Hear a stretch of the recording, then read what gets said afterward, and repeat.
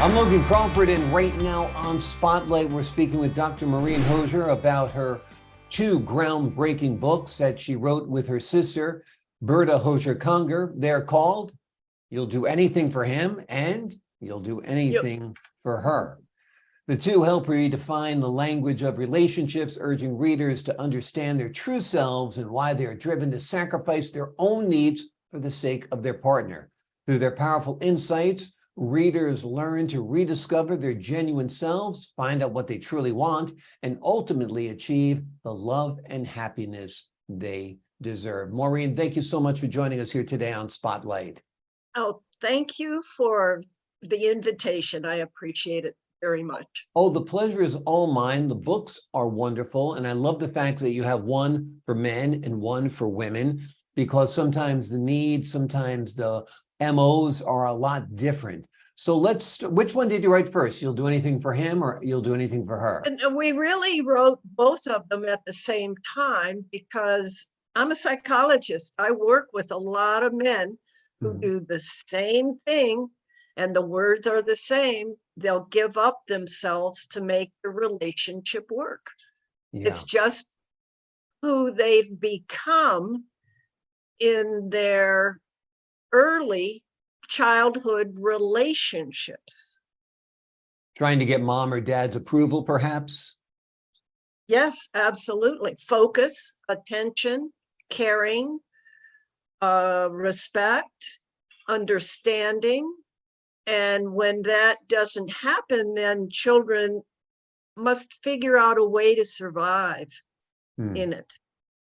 And we all figure out a way. Yeah. It's Absolutely. just that it may not work for us later in life, but it's who we've become. It's unconscious. It's all unconscious in it because we're not thinking at that time. We're not able to think. We're just emotionally reactive. Yeah. Is there a push and pull to a relationship where the more one pushes, the farther away the other one pulls away? If one's doing, go ahead. Yeah, go ahead. Go ahead. No, it's like if one's doing all the heavy lifting, does that the balance of the relationship kind of changes, and it's, not one person should be doing everything to make it work, right?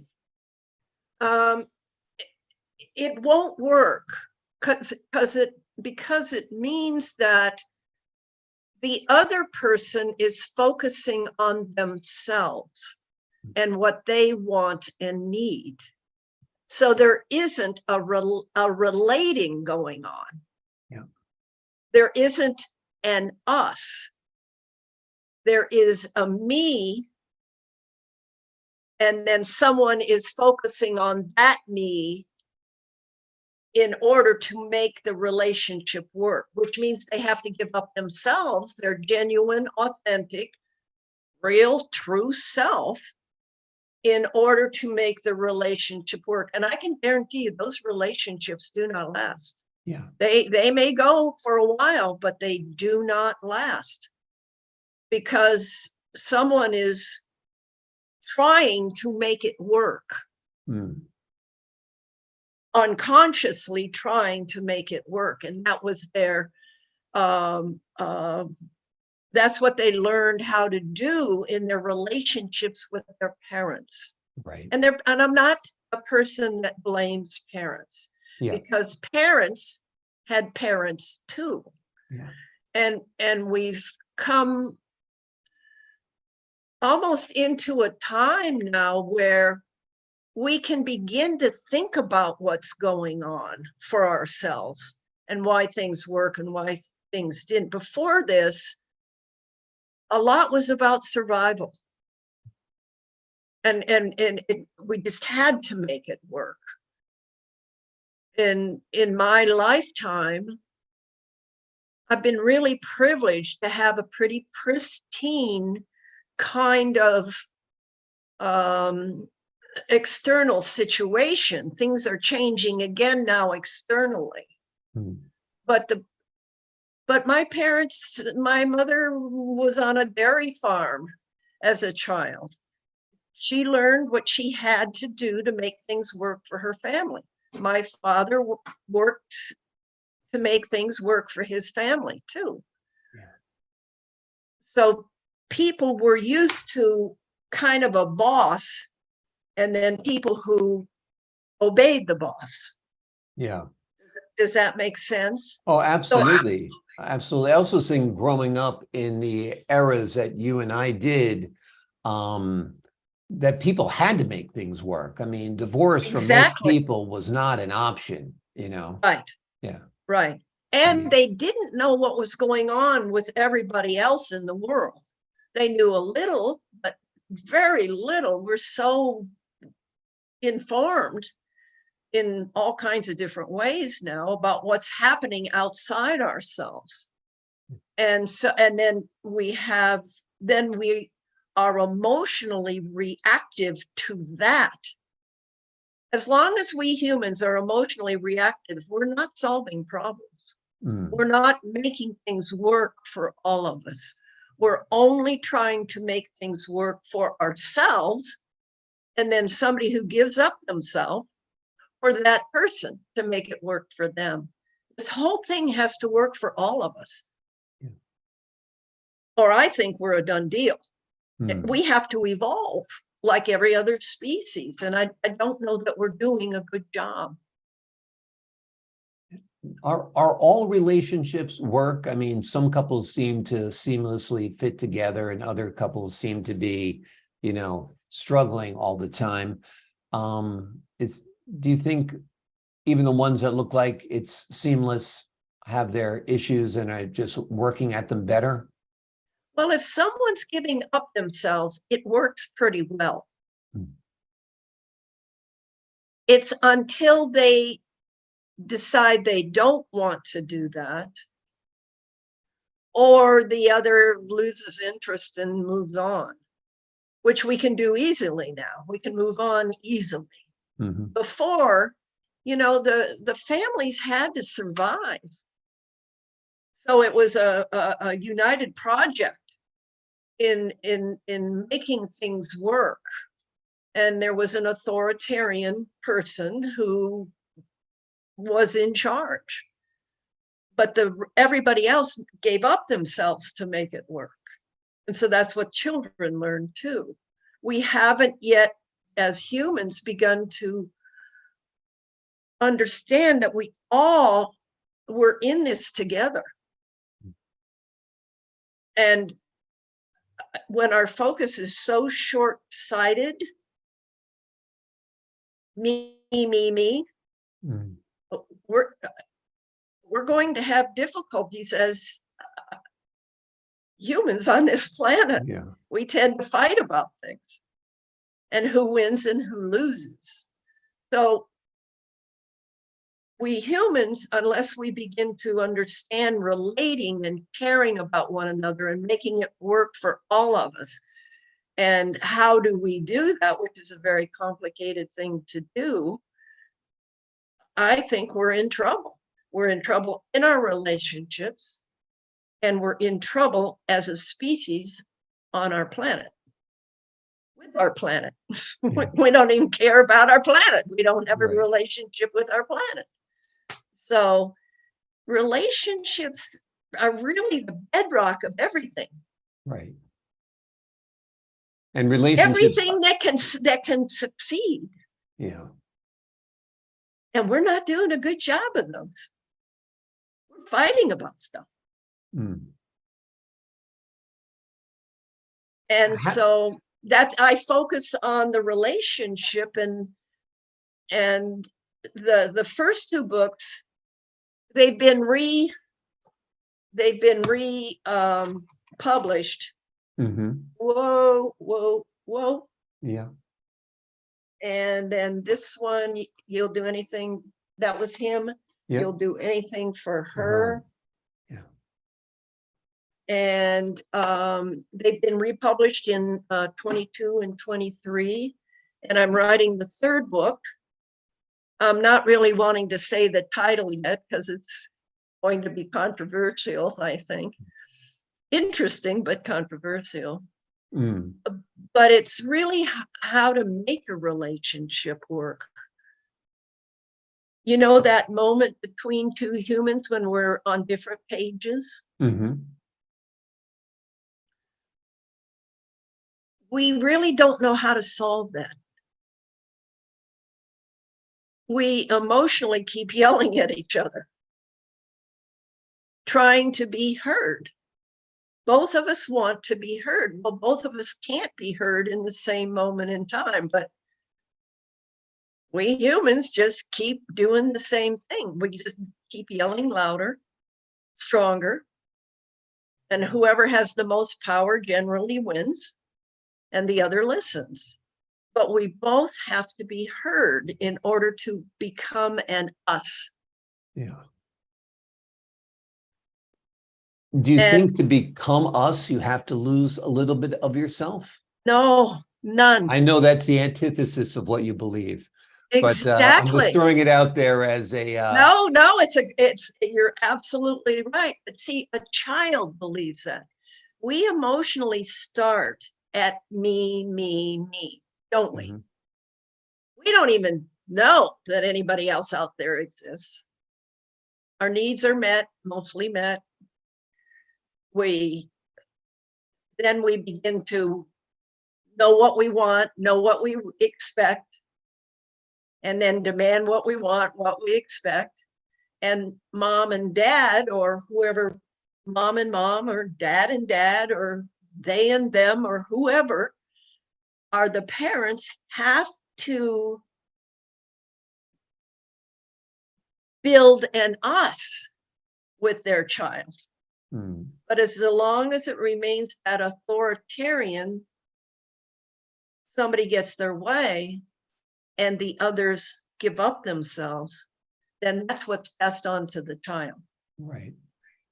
So children have to experience being heard, understood, listened to, valued, appreciated, cherished, enjoyed,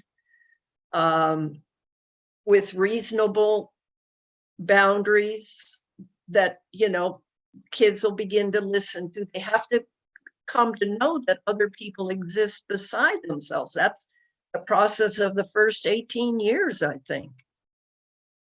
But if we don't get that, and a lot of children have to give up themselves to survive in their households, Mm. then that's what they take out in the world. Yeah. And they're either going to be reactive to that, and they're going to be bullies, or they're going to go out in the world and give themselves up in order to make a relationship work. That's what they learned. And so we just sort of haven't figured out yet that emotionally we humans are mostly immature, Yeah. young, still children. So a lot of adults walking out there are still children emotionally. So it makes sense what's happening. We Do you can't get think along. do you think that more and more couples are breaking up? Do you feel the divorce rate is accelerating? Do you think it's, static at this point? Where do you think we are as like a society when it comes to marriage, divorce, and so forth? I really don't know that. Um, I have to say that if you take a look at our actions in everyday life, we don't know how to get along. Mm. I try to stay with words that just explain what's going on. I don't have a positive or a negative kind of, somebody's right and somebody's wrong, because to me that it would be emotionally immature. We're all here. We obviously all need to get along, and that's not happening. We're fighting about things. We're arguing. We're demanding. We're children. How do we become more emotionally mature? Understanding that we are emotionally immature. Yeah. Admitting you have a problem is always the first step to solving Well, the yeah, problem, right? yeah. And for me, the relationship, the twosome is the bedrock of everything that goes on between people. If we can't figure out how to work in a relationship and care about two people, how in the heck can we extend that anywhere? We do it in our jobs because it's an authoritarian, it's a power structure. We know a power structure when we see it and what we have to do in order to be in it. Unless you're the boss. Yeah. But we all know what to do. Yeah. Now, does your work as a psychologist involve couple counseling as well? Yes. Yeah. A lot. Now, do you see from various couples, most of them suffering from the same afflictions? Yes. And what are those afflictions? We're emotionally immature. We have to grow up emotionally. Which means that we have to understand we have to get along here. Yeah.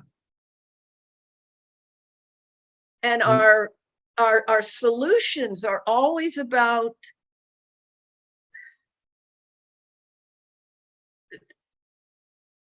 it's not where we can all get together and think, okay, we've got this issue and we've got this issue. Somebody has to give up themselves. Somebody has to lose. And most of our political decisions are community decisions. What do we do there? It's complicated. How do we make it work, mostly work for everybody?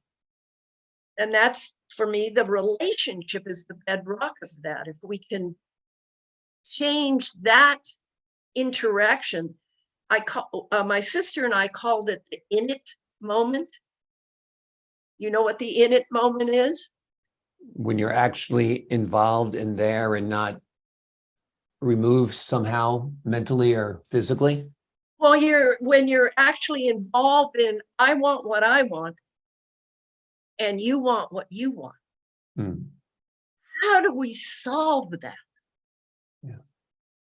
It's that moment that's so critical, in my view, because if you get your way, then I have to give up myself. If I get my way, you have to give up yourself. That's not a relationship, in my book. But sometimes couples are faced with that dilemma.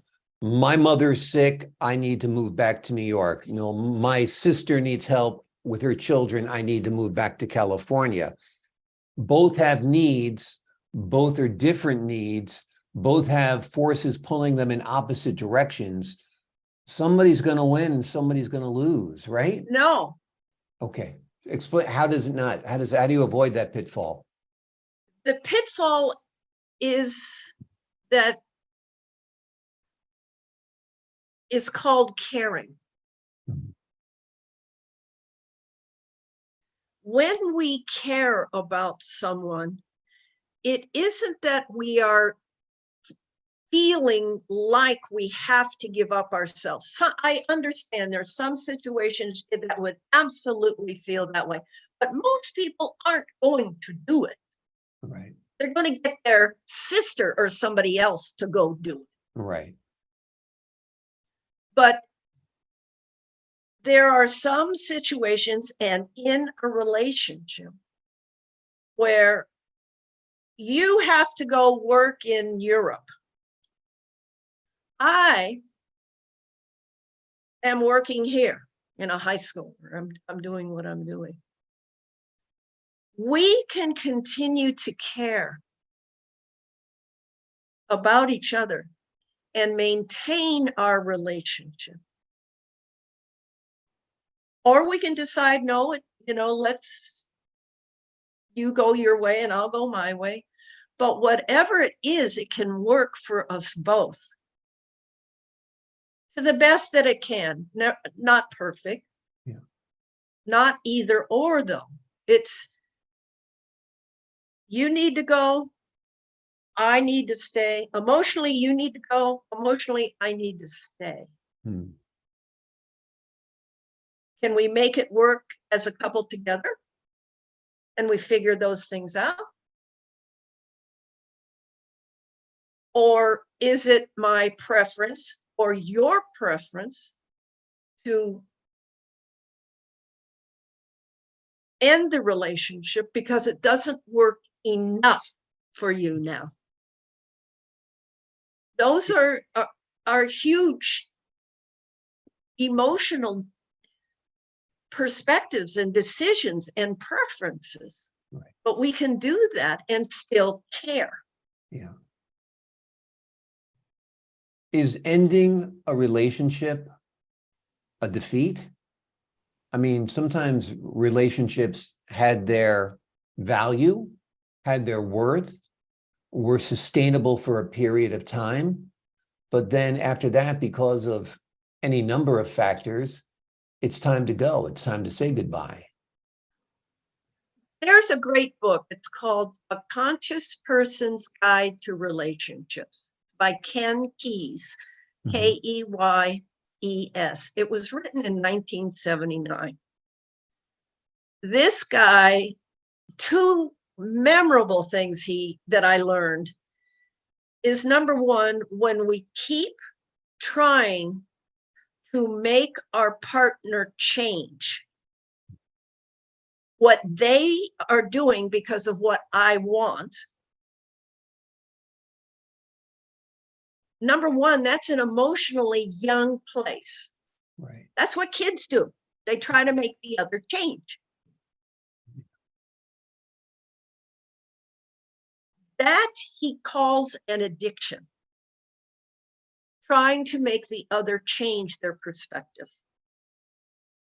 Give up themselves and be for me. Now, some people resort to violence to do that. Right. And the other thing he said in his book is about preferences. There are times when our preferences can be similar or close enough that it makes the relationship works well enough for us because of our preferences together. But we may have a preference that it can't work anymore for the other. And then that would just mean we both agree to that and we move on. Yeah. But there's no fighting. Right. That's where the emotional maturity takes place, because that's where usually fighting takes place. And if children are involved, which will keep the couple together on some level always, the fighting is now impacting their lives also. Exactly. Yeah. Exactly. And it's the fighting and the arguing. And that's what my next book is about. And that it is about the in it moment, the fighting moment, the arguing, the fighting, the screaming, the demanding, the commanding, Mhm. the, getting up and leaving, the emotional reaction, the shutting down. That moment is the critical moment between two people. Yeah. If we could figure that out for two people, I think we could figure it out for larger groups of people. Yeah. But for two people, I think that the way to understand it is we have to recognize the moment that we're in it. Yeah. And if we're in it and we recognize it, we know it's not going to work. So let's not do this. This isn't working for us. Let's stop. Yeah. It's hard because you're only in charge of one half of the couple. You That's might right. be emotionally mature, but your partner might not be. So No. you don't think that's true? No. Okay, go ahead. We humans, as like every other species here, must evolve. Right.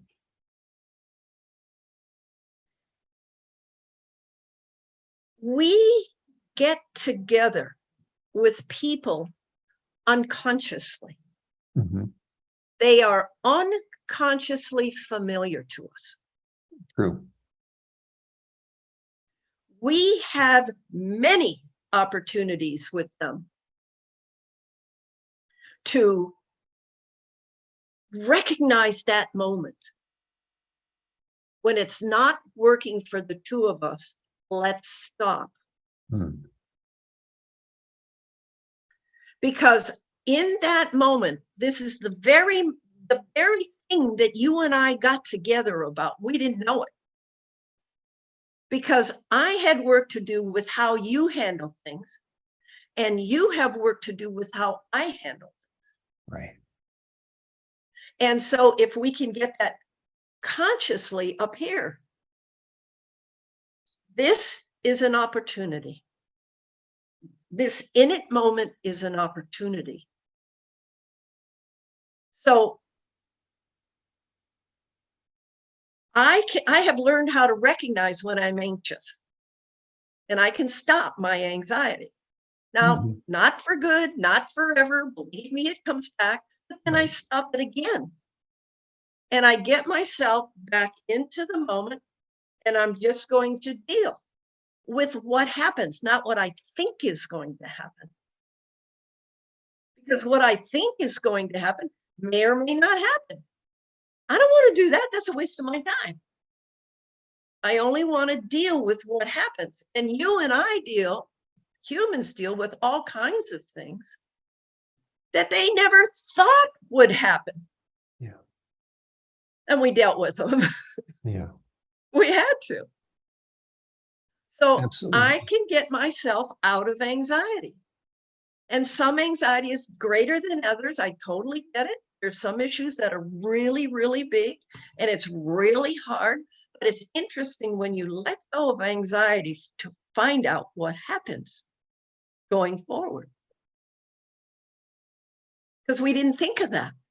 Things change outside of us as we go forward. And then we deal with it when we need to deal with it. So you and I are together for a reason. And believe me, it's not about love. We think it is. Humans made that up. But it's about our emotional growth potential to solving things for the two of us. Because if we could solve things here for the two of us, we can go out and solve things then hopefully for more of us. And we're not doing a really good job of it yet. Yeah. And clearly from the state of the world and the state of America today, for sure, lots of division. Do you feel that all relationships have similarities, whether it's a relationship with your boss, a relationship with your wife, a relationship with your child, a relationship with your mother, that all of these relationships kind of have the same principles? Yeah, I do. I hadn't thought about it that way, but I do, because I see it from the principle of emotional growth for me. And that is, are we growing? I can remember being 38 years old and really not knowing what it meant to grow. Everybody's talking about it. I'm thinking, something's wrong with me. I don't even know what it means. Right. And then when I understood that growing means I understand something about me, that I've gotten, that I now can be a different person going forward in that place. I now know something new that I hadn't experienced before, hadn't thought about. How could I think about it if I hadn't experienced it? I couldn't even think about it. So I've had the experience of growing emotionally. So it's a big deal for me to not want to understand why you're doing what you're doing in the argument, The important part is for me. What am I doing in the argument? What's going on for me that I've reverted back to my childhood arguing and, with my mother, and what's going on for me? Because it's in that moment I can go into myself then and begin to understand myself better. That's where I grow. Does that Very, make very sense? interesting. Yep, I completely understand. Relationships and communication. Is the relationship essentially communication? Without communication, there is no relationship? That's really an important question, because I used to think people would come in and they say, well, we're not communicating really well. And I said, well, that's not the problem. The problem is communication. Yeah. But Yeah. what's underneath the communication is they don't know how to communicate. Right. Neither one of them have had the experience with parents, is where we need to be able to communicate us. And if our parents didn't want to receive us and just wanted things done the way they wanted, then there was no communication. Mm. Communication is your child comes to you and you want to understand what's going on for them in the situation, what they're feeling, how they're seeing it, and not ream them for, handling it wrong. Right. But okay, let's think about that. What do you think is going on for, she used to be your best friend, Mm. and you begin to help your child think about themselves, think about the situation, and what would be the best thing to help them take care of themselves without blame or demands or criticism or disgust, without those emotional reactions. It's being helpful and caring.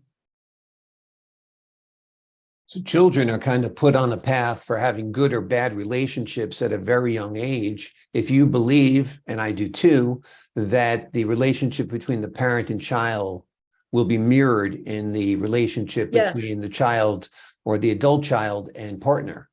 Yes. Yeah. And exactly, the adult child. I think we have a lot of adult children acting out, looking for the power that they didn't have as children. Yeah. It's a rocky road to navigate for a lot of couples, that's for sure. Few people have the ideal upbringing. Most parents do the best they can, and they fall short here and there. Well, they've done what's been done to them. Yeah. Which makes sense. I mean, it all makes sense. Right. Yeah. Do you feel that people whose parents were divorced are more likely to have problems forging relationships? I don't even think about it that way, because that's an outside experience. Of course, it will be more how it's handled by the parents with the child, and how the relationship with the child was handled when the kid was a child. I mean, there's my sister, a great story. Her 6-year-old or her 7-year-old daughter, she went to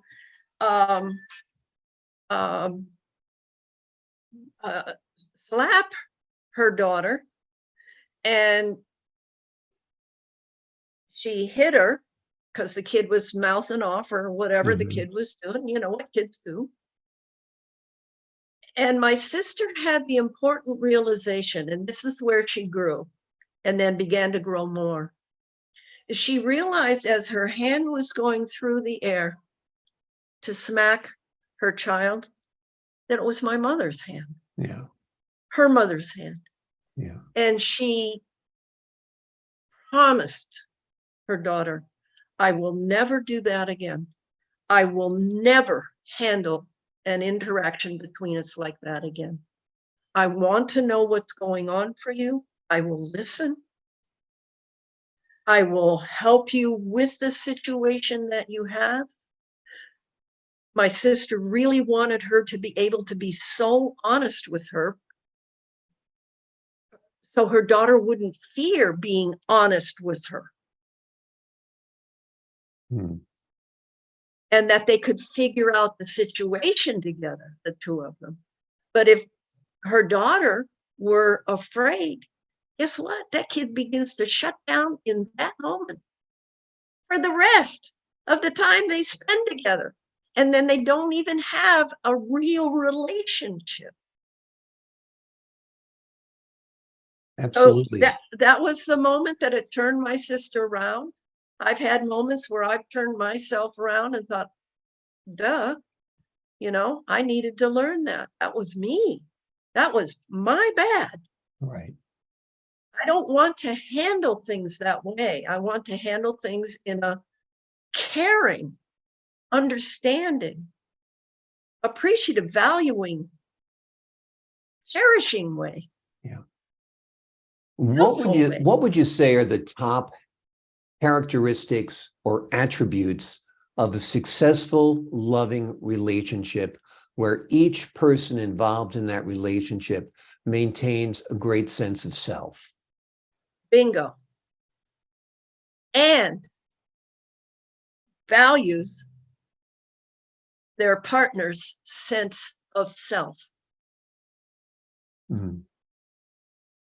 And then they work things out so they can imagine ways to have it work for both of them. They are valuing each other, listening, wondering, imagining how to make it work for both of us in that same moment in time. So they are, every time that happens, you build a closer us. Yeah. And that us is exquisite. Yeah. Is really letting the other person be who they are and not demanding they be who I want them to be. But if that's what's happened to us as children, we have to undo that. We have to reprogram ourselves, that's for sure. Yes. The name of the books are You'll Do Anything for Him and You'll Do Anything for Her. They're written by Dr. Maureen Hosier and her sister, Berta Hosier Conger. They are wonderful, insightful books that have taken their years of cumulative experience, put them down on paper, and they will be a great reflection guide for you on your life, on your relationship, and on the life you want to build with yourself and with your partner. Maureen, thank you so much for joining us here today on Spotlight. I really appreciate being with you and your being you. Thank you. You're great. Thank you so much. I enjoyed our conversation very, very much. It was very insightful. Yep, absolutely. And to the folks at home, I'm Logan Crawford, thanking you for your time this time. Until next time on Spotlight.